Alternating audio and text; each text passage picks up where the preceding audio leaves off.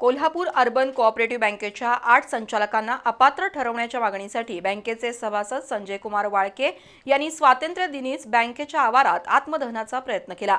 मात्र पोलिसांनी तत्परतेने हालचाली करत वाळके यांना ताब्यात घेतल्याने पुढील अनर्थ टळला। या घटनेची शनिवारी शहरात चर्चा रंगली होती।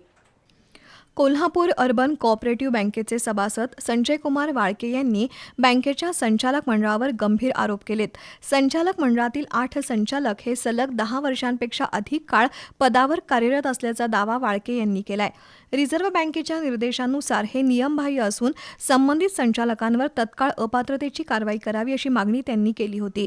सहकार विभागाकडे वारंवार दाद मागूनही संबंधित संचालकांवर कोणतीही ठोस कारवाई होत नसल्याच्या निषेधार्थ स्वातंत्र्य दिनी वाळके यांनी गनिमी काव्यानं आंदोलन केलं।